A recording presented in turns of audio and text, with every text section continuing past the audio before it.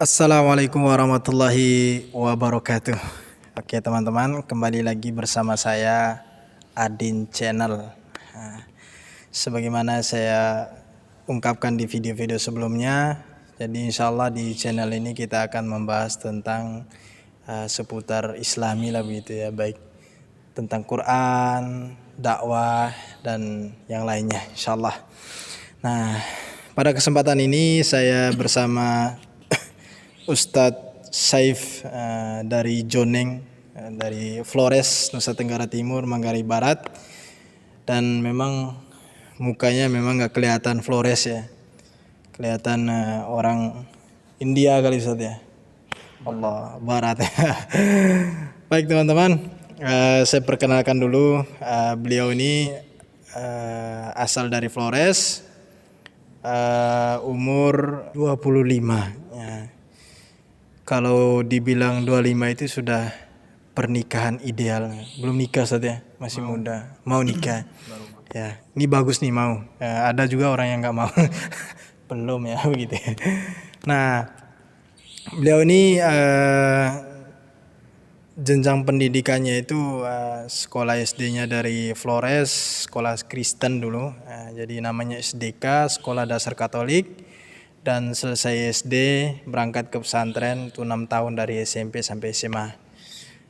Setelah itu berangkat ke Jakarta, kuliah di Sekolah Tinggi Ilmu Dakwah Muhammad Nasir.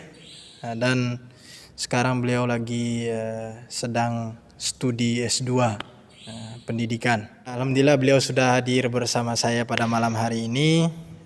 Kita akan berbincang tentang bulan Ramadan begitu ya, karena sebentar lagi kita akan berjumpa dengan bulan yang sangat mulia ya, di bulan Ramadan.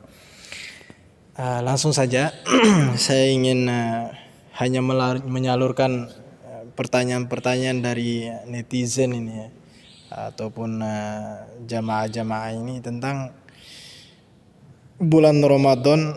Sebentar lagi datang nih Sat, menjumpai kita, bulan yang sangat mulia dan ditunggu-tunggu oleh orang-orang yang beriman.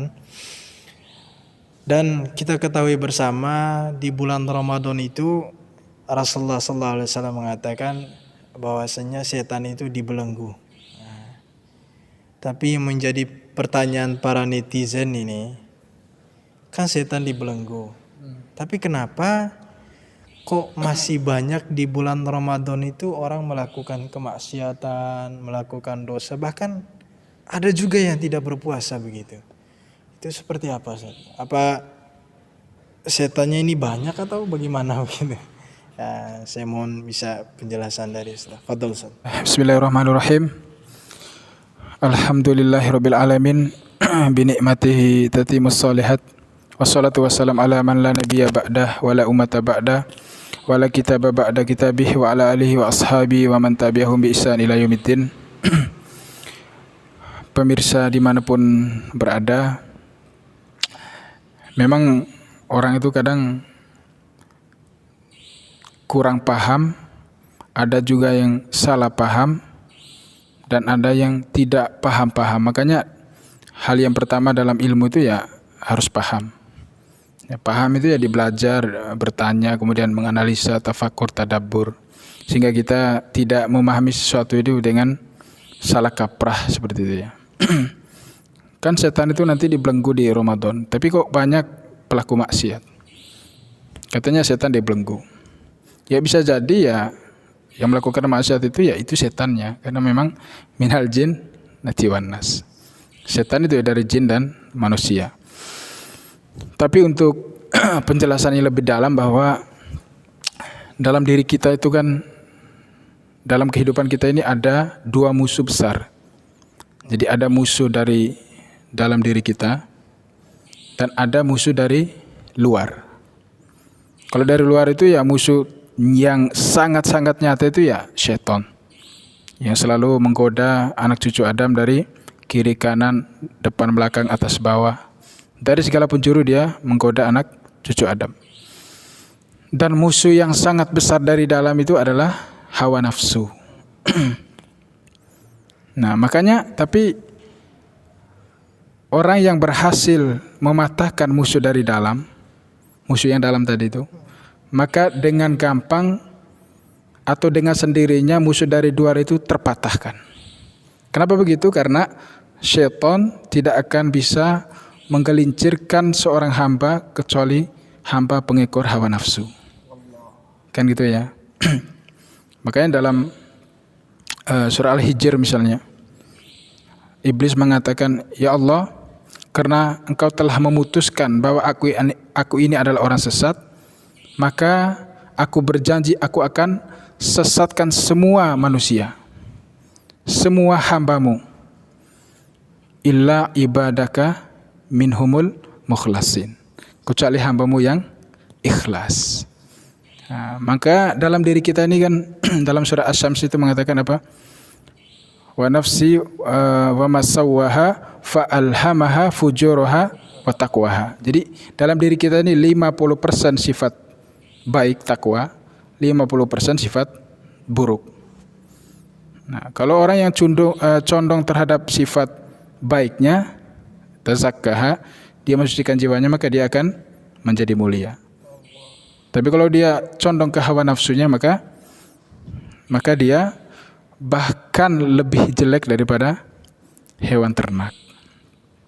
Jadi pemirsa yang dirahmati Allah Subhanahu wa taala, nafsu itu hakikatnya adalah sebagaimana dalam surat Yusuf itu, inna nafsa la'ammaratu bisu. Nafsu itu ya condongnya ya mengajak keburukan, condongnya ya mengajak kepada kemungkaran, kemaksiatan. Illa man rahima rabbi, kecuali nafsu yang dirahmati Allah Subhanahu wa taala. Makanya kalau ada suatu benda ada potensi baik, ada potensi buruk, maka benda itu akan banyak digunakan oleh manusia condong kepada potensi buruknya. Kenapa? Memang fitrahnya begitu. Makanya ada orang bilang kok sekarang makin banyak ulama, kok makin banyak kemaksiatan. Wa qalilun min ibadi syakur. Ya memang begitu hukum alamnya. Jadi hamba Allah yang syukur, yang taat itu ya dikit. Makanya kalau adakan pengajian, yang hadir ya bisa dihitung. Coba konser, itu dari kakek sampai bayi pun hadiran, nenek-nenek itu bisa goyang sampai pinggangnya bisa kesleo kan. Ya jadi begitu. Makanya kadang kita kasihan juga setan, selalu disalah-salahkan. Padahal yang salah ya kita. Makanya kalau kita berhasil mengendalikan nafsu kita, mengalahkan musuh yang besar ini, dengan sendirinya setan itu ya nggak akan bisa menggoda. Dengan sendirinya dia tergelincir seperti itu. Saya rasa jawabannya itu ya, bukan setannya, ente aja yang begitu. Bisa jadi ya setannya ente gitu kan. Jadi jangan dikit-dikit setan, dikit setan. Kan gitu. Setan juga goda karena sifat kita ya emang setan. Kan gitu. Setan enggak mau berteman kecuali ya sama kawannya setan. Ya seperti itu. Oke teman-teman, jadi sudah terjawab sebenarnya setannya itu terbelenggu. Tapi bukan hanya setan jin saja, tapi setan manusia juga Ustaz ya. Jadi disebutkan di dalam Al-Quran itu minal jinnati wan nas. Jadi dua setannya. Jadi kalau misalkan kalian tetap tergoda ya jangan-jangan kalian setan juga gitu. Luar biasa. Baik Ustaz, timbul juga pertanyaan dari netizen ini. Nafsu itu kan memang sudah melekat pada jiwa kita itu ya. Dan saya rasa tidak ada satupun orang yang mampu membunuh hawa nafsunya, karena hawa nafsu memang nempel pada jiwa. Namun pertanyaannya, apa sih langkah-langkah kita gitu untuk menggapai nafsu ini yang selalu mendorong kita melakukan kemaksiatan begitu? Kira-kira ada nggak tipsnya gitu agar kita bisa menggapai nafsu ini gitu ketika kita menjalankan ketaatan kepada Allah begitu? Fadhil. Jadi gini teman-teman, jadi Islam itu salah satu karakteristiknya adalah syumul. Syumul itu sempurna. Artinya dasar-dasar hukum itu ada dalam Quran. Nah tadi kan nafsu itu memang hakikat dia itu ya condong menyuruh kepada yang mungkar atau yang maksiat. Lalu ada enggak langkah-langkah untuk mencegah itu? Makanya dalam surat An-Nazi'at itu ayat 40 ya kalau nggak salah.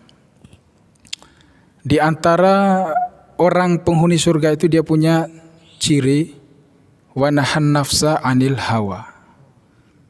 Ya, ini menarik ya. Jadi Allah itu tidaklah menggunakan huruf itu, menggunakan kata itu, menggunakan susunan kalimat seperti itu, kecuali ada hikmah besar di baliknya. Makanya Allah tidak katakan apa? Imsak. Imsak itu kan menahan ya, atau soma. Soma apa tadi ayatnya? Wa nahan nafsa anil hawa. Tidak soma hawa misalnya kan, atau menahan lah gitu, menahan hawa nafsunya. Tapi nah itu apa sih? Melarang kan? Nah itu ya melarang. Artinya apa? Larangan itu ya ada komunikasi, ada suara, ada kata-kata, ada kalimat. Makanya Al-Quran itu diperintahkan kepada kita itu, kita sesering mungkin ngobrol sama jiwa kita. Hai jiwaku, misalkan, kamu itu kok lama gitu nggak sentuh Quran. Kamu itu kok lama jauh dari Quran. Kamu kan makhluk yang sangat lemah. Ya, sakit gigi aja kita, waduh, itunya kan luar biasa ya. Itu sakit gigi. Bagaimana dengan azab Allah yang sangat pedih itu? Jadi memang kita mau nggak mau harus ngobrol sama jiwa kita. Kamu kok selama ini lalai gitu kan, nggak pernah belajar, bisa ngobrol. Dan ngobrol sama diri sendiri itu adalah kebiasaan orang-orang soleh terdahulu. Ya, kalau saya ceritakan banyak, tapi saya ambil contoh misalnya Abdullah bin Rawahah. Ketika terjadi perang Mu'tah pada waktu itu, ya Mu'tah melawan Romawi. Kalau sekarang Mu'tah itu di Yordania ya, di Yordania. Jadi kata Nabi, Nabi waktu itu mengirimkan 3 panglima sekaligus. Pertama itu anak angkatnya Zaid bin Harithah, sepupunya Ja'far bin Abi Thalib, kemudian Abdullah bin Rawahah. Kata Nabi, nanti kalau Zaid terbunuh, maka panglima digantikan oleh Ja'far. Ja'far terbunuh digantikan oleh Abdullah bin Rawahah. Maka sahabat itu sangat mengerti kalimat Nabi bahwa tiga-tiganya pasti mati, kan gitu ya. Wah, kalau Nabi udah bilang ganti-ganti, pasti tiga-tiga kami ini pasti gugur di medan perang. Maka kemudian peperangan itu berlangsung, betul. Zaid gugur, digantikan oleh Ja'far. Ja'far gugur, kemudian digantikan oleh Abdullah bin Rawahah. Begitu bendera itu dipegang sama Abdullah bin Rawahah, kemudian menatap musuh yang begitu besar, maka ada rasa gemetar dalam jiwanya. Ada rasa takut. Ini namanya lawan musuh berlipat-lipat kan, manusiawi takut. Karena Abdullah bin Rawahah ini seorang penyair, maka dia bersair. Bersairnya itu ngobrol sama jiwanya. Nah, di antara syairnya misalnya, wahai jiwaku, illa taktula tamuta. Kalaupun engkau tidak terbunuh hari ini, maka engkau pun akan mati. Kan itu ya. Ya mau hari ini mau besok, ya tetap mati. Tapi mati hari ini adalah mati mulia. Karena apa ya? Di medan perang syuhada. Kemudian di kalimat yang lain syairnya mengatakan, wahai jiwaku, mali aroka takrohinal jannah. Aku kok melihat engkau begitu membenci surga. Jadi dia ngobrol sama jiwa. Ya maksudnya apa? Jangan takut, maju. Mau hari ini mau besok, kamu tetap mati. Bukan persoalan kapan, besok atau hari ininya. Tapi kita pasti akan mati, kan gitu ya. Artinya apa? Udah maju, bismillah, jemput surganya Allah Subhanahu wa taala. Jemput janjinya Allah Subhanahu wa taala berupa surganya. Jadi itu di antara orang-orang soleh terdahulu bagaimana dia ngobrol sama jiwanya, kan gitu ya. Makanya kita juga begitu. Makanya mulai dari sekarang atau setelah ini kita perbanyak-banyak memang harus ngobrol sama jiwa. Nggak perlu ngobrolin orang lain, nggak perlu panggil motivator segala macam. Tapi marahin diri kita sendiri, ya kan? Kamu sebut namanya, misal saya, Saif, kamu sudah lancang, kan gitu ya. Kamu telah banyak melakukan ini itu. Apa kamu nggak malu sama Allah? Kamu doa yakin Allah itu maha mendengar. Tapi ketika engkau maksiat, seolah-olah kau nggak yakin bahwa Allah itu maha melihat. Kan gitu ya. Seperti itulah kira-kira untuk menahan atau mengatasi jiwa kita yang selalu condong itu, maka kita berbanyak-banyak ngobrol sama jiwa kita sendiri. Oke teman-teman, jadi tipsnya agar kita bisa menahan hawa nafsu kita ketika kita menjalankan ketaatan kepadanya, salah satu tipsnya itu ngobrol sama jiwa kita. Kalau misalkan kita melakukan dosa, ngobrol bilang, hei kamu pelaku dosa gitu ya. Luar biasa. Memang jarang yang bisa seperti itu, Ustaz. Jadi di depan cermin ngobrol begitu ya. Ya. Emang rasa-rasanya kayak orang gila gitu ya. Tapi ini tips begitu ya, Ya. yang dilakukan oleh para sahabat, luar biasa. Baik, ini pertanyaan yang terakhir, Ustaz ya. Karena ini video nanti masuk di channel YouTube Adin Channel begitu ya. Karena memang ini dakwah juga, Ustaz ya. Jadi tapi sebelum saya tutup nih, ada pertanyaan dari saya nih. Kira-kira gimana nih solusi atau pendapat Ustadz tentang kami nih yang akan mengupload video-video ceramah atau ngaji begitu di YouTube begitu? Apa baikkah atau bagaimana gitu ya, solusi dari Ustadz atau pendapat dari Ustadz begitu? Fadhol. Seperti yang saya bilang tadi bahwa semua persoalan dalam Islam itu ya lengkap seperti itu. Makanya semuanya kembali kepada inna a'malu bin niat. Itu tergantung pada niat. Makanya ada yang niatnya memang karena menyebar dakwah, ya kan? Agar semua orang bisa terdengar. Dan ada yang memang niatnya ya untuk mencari ketenaran, mencari yang gini-gini itu apa? Yang like. Kemudian yang dibunyi-bunyi Lonceng. Nah, saya nggak tahu itu kenapa nggak beduk gitu ya, kenapa harus lonceng. Maka itu perlu dikaji, ya kan? Kenapa tuh tong? Kita tahu lah itu ya. Kenapa nggak beduk-duk? Jadi dunia itu kan ibarat bayangan kita sendiri. Kalau kita kejar, ya dia lari. Coba kita balik arah. Nah, dia yang ikuti kita. Seperti itu kan. Makanya Syekh Jum'ah Amin Abdul Aziz itu dalam kitabnya Dakwah Qawaidu wa Usul, dia mengatakan bahwa dai sejati itu adalah ia yang meyakini Allah Subhanahu wa taala adalah zat yang maha mengetahui kapan dia harus memenangkan risalahnya. Jadi dai atau penceramah atau mubalik itu kerja dia dakwah. Hasil itu biar Allah yang urus, kan gitu ya. Makanya singkatnya begini, setiap kita melakukan hal kebaikan, ya kan? Maka kembali tadi ngobrol dulu sama jiwa kita. Qul ya nafsi, katakan wahai diriku. Kan? Sebelum kita melakukan nih, katakan wahai diriku, Irabbi anta maksudi waridhoka matlubi. Ya Allah, hanya Engkau yang aku maksud. Jadi apa yang saya lakukan ini ya maksudnya hanya karenamu. Waridhoka matlubi. Dan hanya keridhoanmu lah yang aku harapkan. Kan seperti itu ya.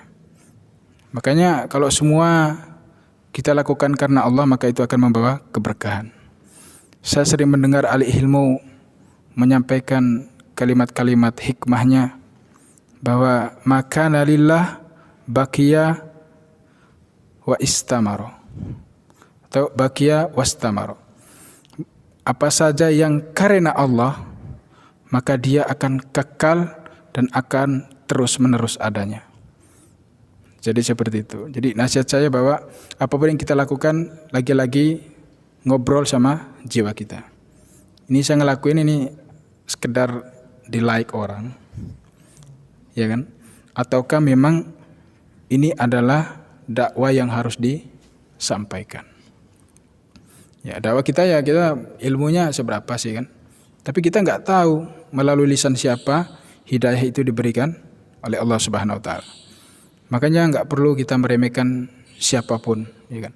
Ambil kebaikan dari siapapun selama dia menyampaikan nasihat Allah dan Rasulnya.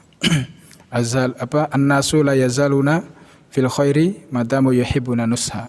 Seorang itu akan senantiasa dalam pusaran kebaikan selama dia mencintai setiap nasihat-nasihat yang disampaikan oleh Allah dan Rasulnya.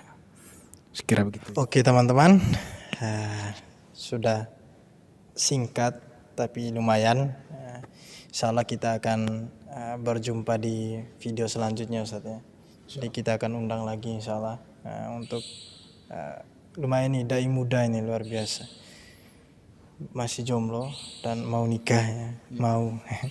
Saya pun mau juga ya Ustaz. Kalau kata Abu Nawas itu mau itu artinya enggak. Oh, yes. Berarti mau artinya enggak. Berarti kalau beneran bagaimana ya? Insya Allah. Insya Allah. Luar biasa. Pokoknya semuanya harus insya Allah. Insya Allah. Amin. Oke, mungkin gitu saja pemirsa. Kita akan bertemu di video selanjutnya. Tetap ikut terus Adin Channel dan insya Allah kita akan hadirkan penghafal Quran yang luar biasa, pemotivasi yang luar biasa, dan insya Allah dari kalangan muda semua. Mungkin itu saja. Cukup dari kami. Assalamualaikum warahmatullahi wabarakatuh.